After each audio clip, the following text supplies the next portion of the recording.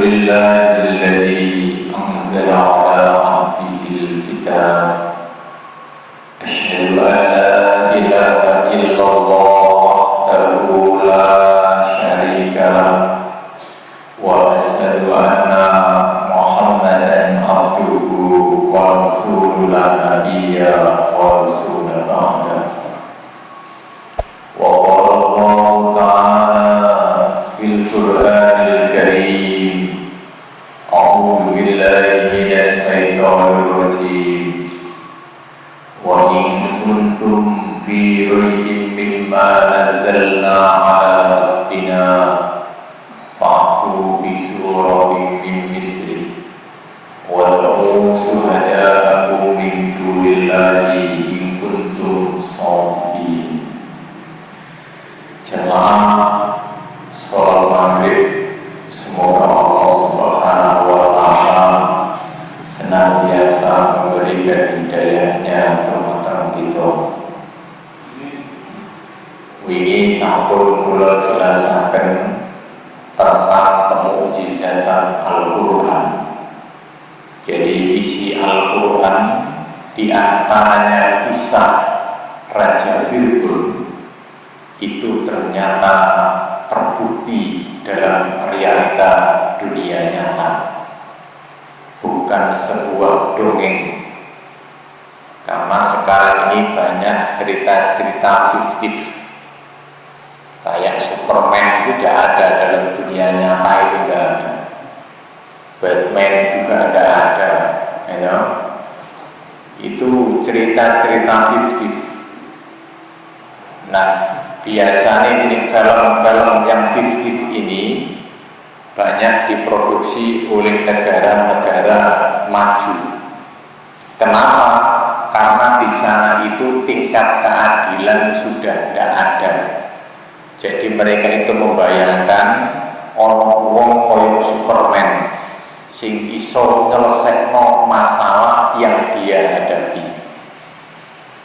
Itu menunjukkan apa? Bahwa di dunia nyata mereka itu tidak aman, gak nyaman, gitu. Sehingga mengharap orang wong sing jenenge Superman. Tapi di Indonesia orangnya mau Superman. Ibu pun wis mati. Nah, ini bukti kemujizatan Al-Quranul Karim. Maka kita ini salah satu rukun iman, yaitu iman kepada kitab-kitab Allah. Di antaranya adalah Al-Quranul Karim. Maka Al-Quranul Karim itu mukjizat, madiin Gusti Allah. Sesuatu yang diciptakan oleh Allah itu pasti tidak ada yang bisa mencontohnya. Jadi tidak akan ada bisa. Contoh, kita ini madiin Gusti Allah, sehebat-hebatnya manusia tidak akan bisa membuat seperti manusia. Secerdas-cerdasnya manusia tidak bisa. Udara juga begitu, madiin Gusti Allah. Manusia mau membuat udara kayak udara bersihnya tidak bisa. Nah, begitu pula Al-Quranul Karim. Karena Al-Quranul Karim itu madiin Gusti Allah, maka tidak ada satupun makhluk Gusti Allah yang bisa membuat seperti Al-Quran. Qul la in istama'atil insu wal jinnu ala an ya'ti bimithli hadzal Qur'an la ya'tuna bimithlihi walau kana ba'duhum li ba'din dhahira. Allah itu nantang, gak main-main sedikit-sedikit. Kumpulo golongan jin lan golongan manusia wadek nosito gawean koyo Al-Quran, jawabnya tidak akan bisa. Walaupun golongan jin dan golongan manusia itu kerjasama saling membantu untuk membuat seperti Al-Qur'an. Levelnya diduduk meneh wis gak usah sak Al-Qur'an 10 surat yo ora iso, wis gak usah 10 surat diduduk meneh sak surat.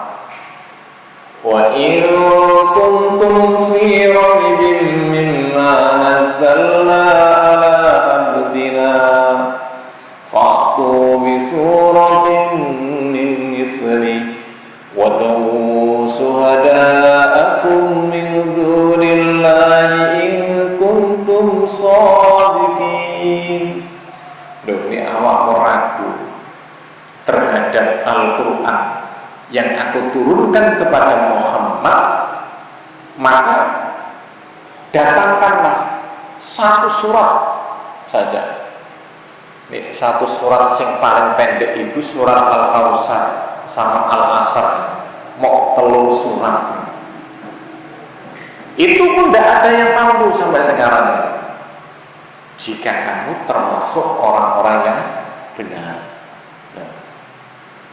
Maka karena Al-Qur'anul Karim itu madiin Gusti Allah sampai hari ini, ila yaumil qiyamah, dipastikan itu tidak bisa membuat seperti Al-Qur'anul Karim. Maka karena Al-Qur'an itu wahyu mukjizat, maka barang mukjizat iku duwe kesaktian. Nggih napa mboten? Wong Jawa nek ngarani benda sing disakral iku duwe kesaktian. Al-Qur'an nggih ngoten, punya kehebatan, punya kesaktian. Nek wong biyen duwe keris, kesaktian keris iku kira-kira bisa dibuktikan dengan tanpa digunakan tidak bisa, mesti digunakan. Kan Al-Qur'an nggih ngoten. Kesaktian dan kehebatan Al-Qur'anul Karim iku bisa nampak manakala Al-Qur'an itu digunakan. Makanya coba perhatikan anak-anak itu kalau sudah tamat baca Al-Qur'an kan begitu. Pripun dengannya? Allahumma arhamna bil Qur'an waj'al lana imaman wa nuran wa hudan wa rahmah, dan seterusnya. Itu doanya apa? Minta kerahmatan Al-Qur'an, lalu apa? Menjadikan Al-Qur'an itu imam. Ingat ya? Jadi bukan Al-Qur'an sebagai makmum, tapi imam gitu. Maka karena Al-Qur'an itu dijadikan sebagai imam, manakala Al-Qur'an itu dijadikan imam akan memunculkan apa? Rahmat. Rahmat itu apa? Kebaikan. Makanya orang itu, kita kalau bertemu dan berpisah diperintahkan mengucapkan salam. Nek salam tok, tidak ada rahmat, tidak enak. Selamat tapi gak api. Makanya nih kalau salam itu ya minimal warahmah, minimal. Walaupun dibolehkan assalamualaikum begitu saja. Tapi nih bisa begitu, jangan diambil itu, diberhentikan warahmah. Syukur-syukur sampai wabarakatuh, keberkahan itu. Jadi sebagai rahmat Al-Quran. Nih kalau dijadikan sebagai imam, maka penting bagi kita umat Islam itu didorong oleh Rasulullah SAW, disugesti supaya apa? Mengkaji Al-Quran, moco Al-Quran, Pak. Makanya disempat mau gue sak ayat, gue 5 ayat, gue 3 ayat, moco Quran iku disempat mau. Nek guru iso nggih belajar. Jadi insya Allah Pak, baca Al-Quran itu paling gampang. Mulai ini nggak ada ibu-ibu Pak, murid ibu-ibu moco Quran masa. Rumiyin nanti kula wisuda. Wong sak mriki brondong geger. Wong towek-towek naik ke panggung di wisuda. Wis guyune kepingkel-kepingkel. Sing ibu-ibu nggih ngoten sawenang di wisuda. Soale biyen ora tau di wisuda. Loh, belajar Al-Quran hanya 1 bulan itu sudah bisa baca Quran. Apalagi penemuan sekarang itu apa? Metodenya banyak itu. Perkembangan metode baca Quran kan gitu. Termasuk menghafal Quran itu metodenya banyak kan. Makanya sempatkan cukup 1 hari itu 10 menit untuk belajar Al-Quran sing gak iso Pak, cuma 10 menit gitu. Insya Allah dalam waktu 1 bulan selesai. Syukur-syukur sampai 30 menit, wah itu malah mantap gitu, mantap. Loh ibu-ibu Pak, saiki saya tetap malah sekarang itu belajar menerjemah Al-Quran. Loh semangat. Soalnya biyen niku ora tau belajar, ngerso apa nikmati belajar ilmu, masa Allah luar biasa. Semangat. Siji wis tau belajar niki yo isine yo wis males belajar isine golek dhuwit tok ae. Oke. Tapi kalau orang itu nggak pernah belajar, nuansanya beda Pak. Mulai ini nggak ada murid Pak. Kerja di Kalimantan. Jadi habis STM dia masuk di perusahaan Kalimantan, gajinya juga cukup lumayan. Lalu itu apa mentu? Wong tuane laporan aku, sampai saya itu laporan kali itu. Woi perkembangannya anak ini di Kalimantan itu laporan kali itu.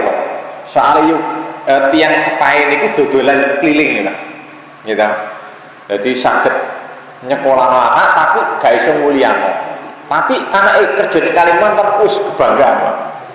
Cerita kirim samene ngoten. Tasik Joko. Lanang Pak. Nek wedok gak lanang.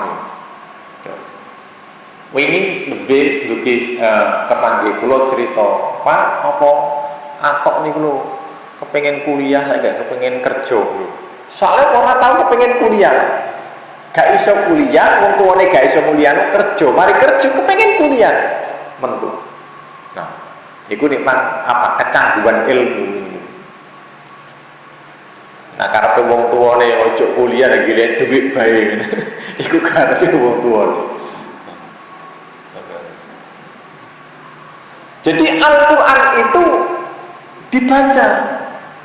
Makanya Rasulullah SAW mengkesugesti orang itu maca Quran diganjar dening Allah 10 kebaikan.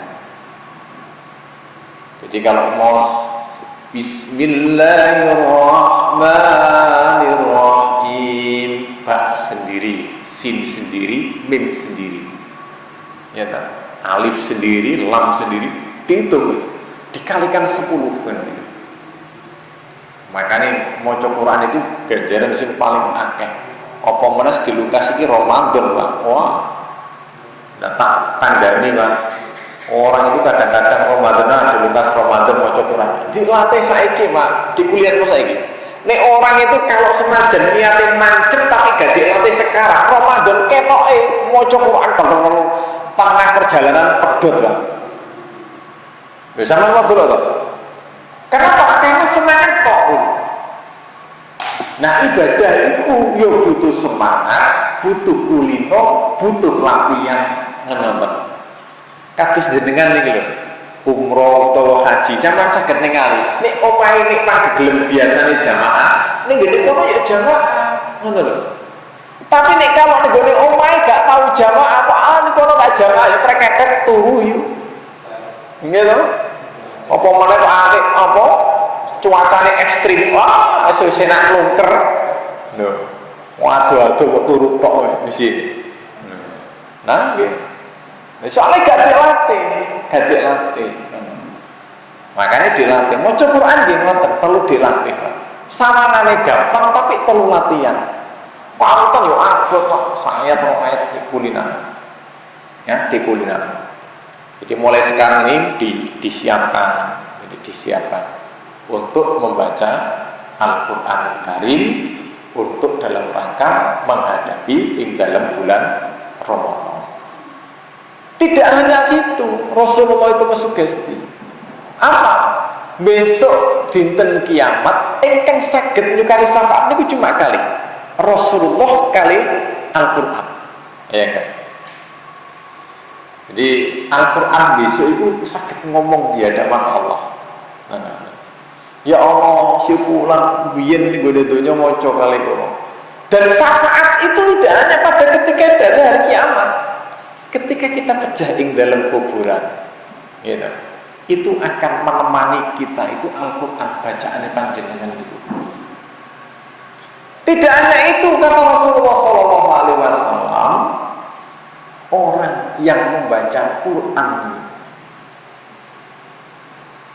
ibarat koyok buah rasane manis, enak, jur manis, ambune yo enak, jeruk nih. Nah, makanya orang Islam itu kok sering maca Quran itu koyok buah jeruk. Ambune yo seger, panganane yo seger. Nah. Jadi apa? Itu mulai sekarang ini dibiasakan untuk apa? Membaca Al-Quran Karim. Karena itu adalah kitab kita. Wong kitab jenenge mukjizat lho. Nek gak sampean gak tau waca, ya ora iso untuk kemujizatane ora iso. Mukjizat itu kan kejadian luar biasa. Gitu. Makanya nek kalau panjenengan kepengin entuk kemujizatane Al-Qur'an, sering-sering baca Quran. Sering-sering baca Al-Qur'an Karim. Ya ini penting. Iki kaping setunggal diwaos. Engkang nomor kali tidak hanya cukup diwaos, tapi apa? Dikaji, dipelajari isi Al-Quran ini. Makanya nyuwun sewu, kitab yang membicarakan tentang peristiwa akan datang, masa lampau maupun yang akan terjadi, itu Al-Quran. Dan pembicaraan dalam isi Al-Quran ini berlaku ila yaumil kiamah, sampai hari kiamat. Makanya nyuwun sewu, nek kata ini kan sering apa? Sekarang ini lagi tren-trennya virus corona kan ini. Nek kalau panjenengan pilih asal muasal dari penyakit corona itu, virus corona itu tidak ada lain karena sifat keserakahan manusia saja. Jadi apa? Keserakahan. Nek bahasane Quran itu kan boleh kita memakan, tapi ada yang dibolehkan, ada yang dilarang. Gak sembarangan. Dan Wuhan, Cina ini mangan itu apa? Hewan liar. Pokoknya opo-opo klebu. Tikus klebu, kucing klebu, kelelawar klebu. Jadi kalau apa? Di sana itu punya apa? Punya tradisi, orang itu kalau memakan hewan semakin liar, semakin ganas gitu. Wah, semakin apa? Wibawanya itu besar.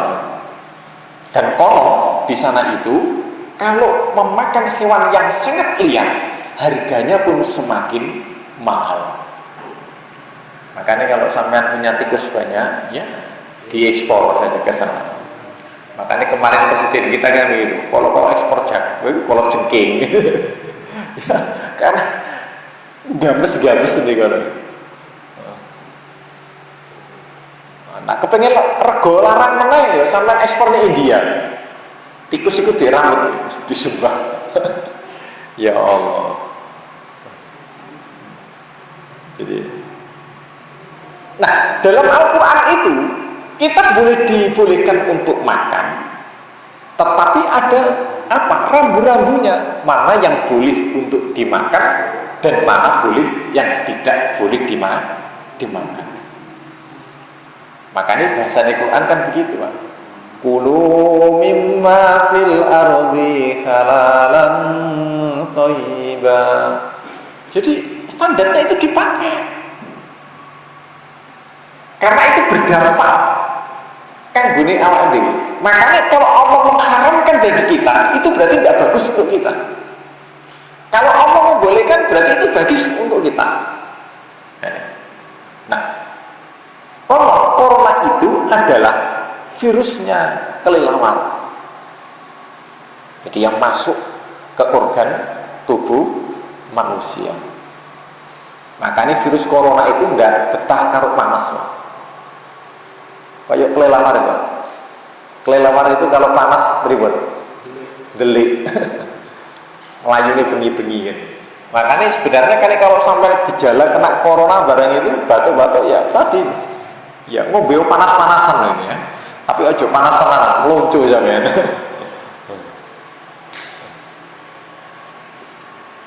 Jadi apa? Menyampingkan. Nah, Cina itu kebiasaannya begitu. Nek apik mangan hewan liar, gak apik disembelih, Pak. Jadi darah itu masih apa? Di dalam. Nah, katanya, saya sendiri belum pernah.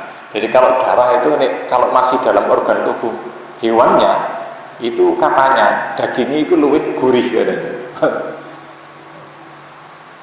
Tapi Al-Quran kan mengharamkan darah itu ya, nggak boleh. Nah, ini itu. Maka isi Al-Quran itu dipelajari, dikaji. Makanya apa? Rasulullah SAW itu menginformasikan oleh majelis taklim sing kados ngeten iki, lalu membahas tentang isi Al-Qur'anul Karim. Itu Allah itu akan menceritakan di depan para malaikat-malaikat itu. Iya kan? Oh, delok iki lho. Nek gone masjid Fakhruddin ngaji, delok lho. Iku apa? Cerita-cerita orang malaikat-malaikat dikandani gitu. Tidak hanya itu, Allah Subhanahu wa Ta'ala memaafkan kesalahan panjenengan. Lu gotok ngeten ya Pak, dosane sampean di sepuro tanpa minta maaf Pak, kan enak, ya kan? Termasuk apa? Rezeki ini pun hitungan lancar. Makanya coba perhatikan orang-orang yang sering duduk dalam majelis ilmu, itu usahanya rata-rata gak lancar. Saya istiwa. Jadi apa? Orang usah duduk rendi-rendi. Sering-seringlah duduk di dalam majelis ilmu, insya Allah usahanya panjenengan itu akan mendapatkan keberkahan pun saking Allah Subhanahu wa Ta'ala. Maka ini nomor kali Pak, harus mengkaji isi Al-Qur'anul Karim. Yang ketiga, apa? Mengamalkan. Ini penting Pak. Jadi kalau sudah membaca, memahami, yang ketiga ini mengamalkan. Karena Al-Quran itu bukan bacaan, makanya apa? Harus diamalkan. Petok Allah dijalankan. Al-Quran itu kan buku petunjuk urip toh. Ibarat sepeda motor itu duwe buku petunjuk. Buku petunjuk itu diganggu, dilakoni, kan ngoten. Carane nyetaper nguripo sepeda motor, carane nglakokno piye, ngerem piye. Iku wis ana kabeh buku petunjuk. Nah, kira-kira umpamane sampean gitu. Nyalano sepeda motor nih buku petunjuke kok ora metek nek double starter-e. Lah sampean petek nih gone lampune. Kira-kira mlaku apa? Ora mlaku sampai elek ora mlaku sepeda iki. Makanya sepeda motor itu nek pengen selamat melu buku petunjuke. Nek ana sepeda motor keluar dari buku petunjuk, pertanyaannya sederhana. Buku petunjuk yang dirubah mengikuti sepeda motor atau sepeda motor yang dirubah untuk mengikuti buku petunjuk ini? Ribet. Sampai di sepeda motor, ya dong. Di rating kanan lah kok sing muni rating kiwo. Kira-kira gitu. Jenengan iku wah iki metek ngiri kok anak. Buku petunjuk gosek keliru iki buku petunjuk iki. Wah, petek kanan sebelah ngiri kan begitu. Nah.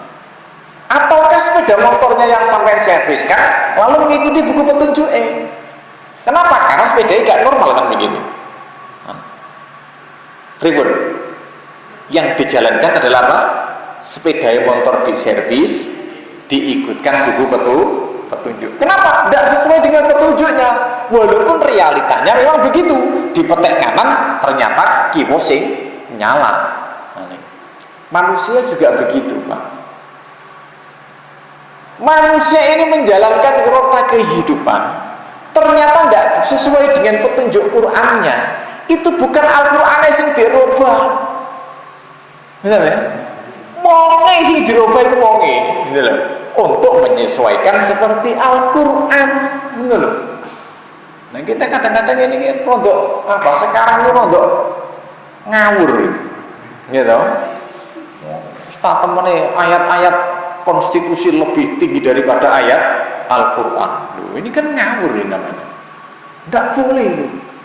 Ini sesat juga menyesatkan ini. Bahaya ini. Enak. Jadi bahaya. Seolah-olah buatan manusia itu lebih sempurna daripada madiin Gusti Allah. Nah ini. Nah kalau ada orang yang taat nih, gue mau Pak, itu sebagaimana apa? Menjadikan arbaban min dunillah, Tuhan-Tuhan tandingan selain Allah. Sudah syirik gitu namanya. Jadi syirik itu jangan diartikan menyembah berhala kok, enggak. Bentuk ketaatan yang menyelisih Al-Quran itu bagian daripada syirik. Makanya hati-hati. Oh, kemarin tadi saya dapat WA, saya lucu mana? Ono sholawatan Pancasila, mari sholat Pancasila, saya sholawatan Pancasila. Wong itu digerebek cekal polisi, sepuro.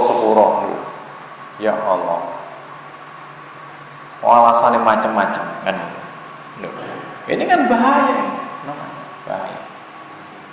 Makanya isi Al-Quranul Karim itu harus dijalankan, diamalkan. Ngongkon poso ya poso, ngongkon sholat ya sholat, ngongkon ngaji ya ngaji, ngongkon sedekah ya sedekah. Maka coba perhatikan, karena Al-Quran itu bentuknya adalah iman, percaya, maka secara logika akal walaupun tidak mantok, tidak boleh kita lalu menawarkan. Contoh Pak, nih orang itu kepingin hartanya tambah, kita harus apa? Pakai sedekah atau zakat. Gini apa buatan? Ini kalau dinalar, tidak mantok Pak. Wong duwe dhuwit 10.000 disodakon 5.000 kok malah tambah. Kan tidak masuk. Tetapi karena bahasanya adalah bahasa iman, yakin gitu. Maka itu pasti harus dilakukan. Mosok kalah karo dukun zaman. Lho kula nyuwun sewu. Kadang-kadang enggak masuk akal ya. Tapi dilakoni gitu loh. Wong dukun yang nglakoni karo Al-Qur'an sak takok gitu. Kan aneh juga ini.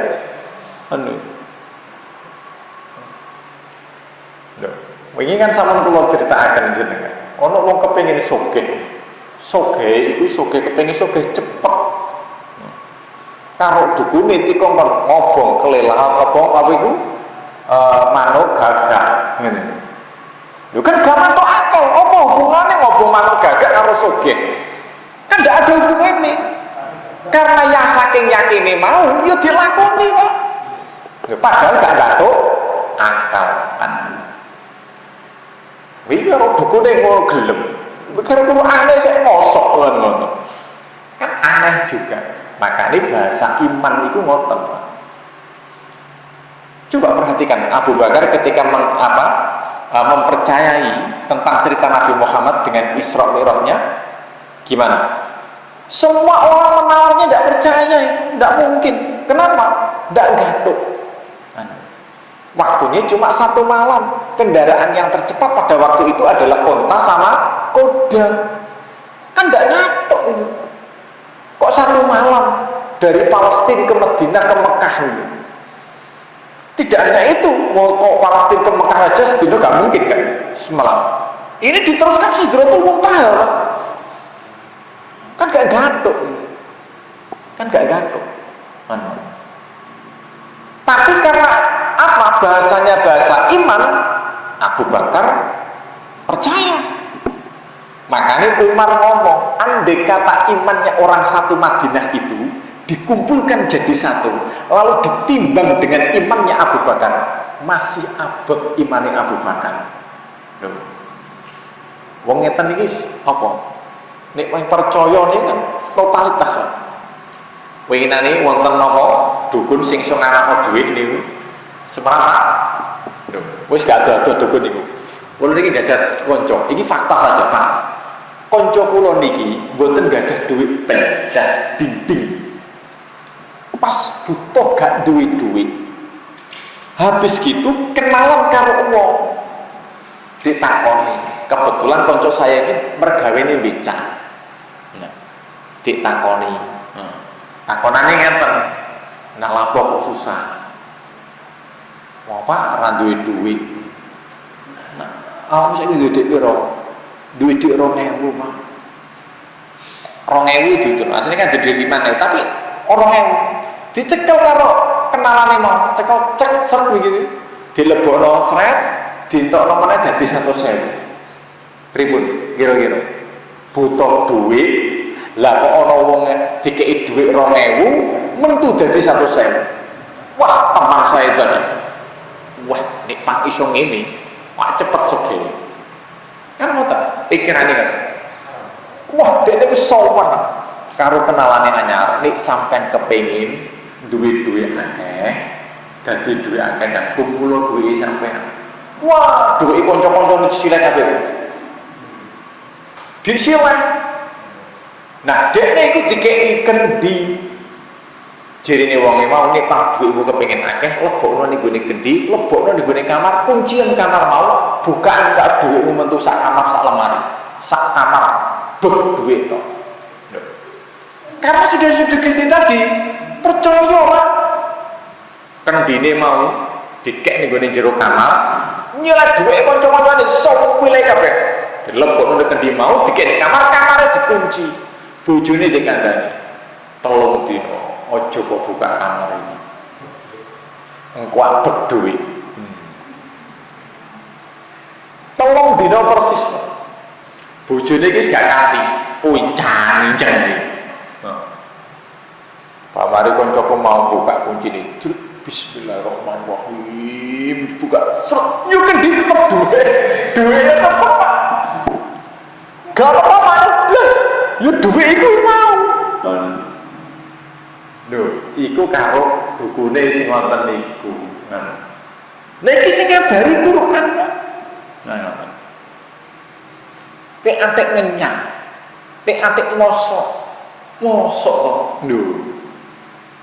Makane isi Quran iku perlu diamal. Nek kalau ndak yakin mak ndak efek mak. Lho, sampean maca Quran Al-Fatihah ngoten, sampean 10 nek sampean sakit, kalau sampean yakin itu berimbas, Pak. Makanya bahasa niat Rasulullah kan ngomong, niat itu penting. Makanya sampai maca Quran itu sampai niat apa? Kepengin dadi obat sampean sebelum bani kok kayak nonggo-nonggo panas, Pak. Kula nate, Pak, mantun ngimami ten Madura. Mantun Jumatan mudun. Tak ngiring iki mari operasi kena batu ginjal 1. Jadi kena karo tapi baru operasi 1. Dia minta pada saya dipanggil di rumahnya. Saya tidak tahu ada persoalan lain sebenarnya, tidak tahu kalau dia sakit. Ngomong-ngomong terakhir, Ustaz, tolong minta didoakan biar yang satunya ini tidak jadi operasi kan begitu.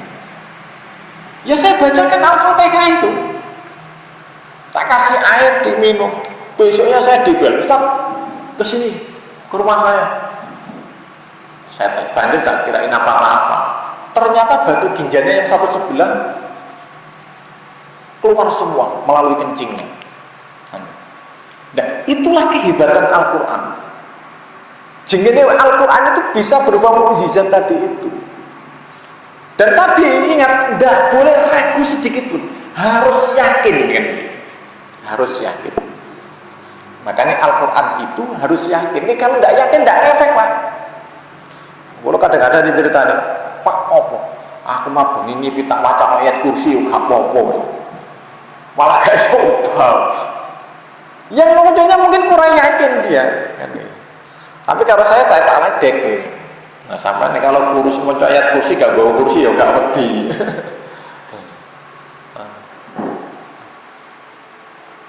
Makanya isi Al-Quran itu diamalkan. Insya Allah apapun persoalan hidup ini nih Quran itu sono kabeh, Pak. Apapun,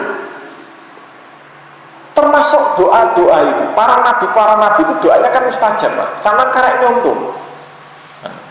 Kalau ini nggak ada tonggo supir.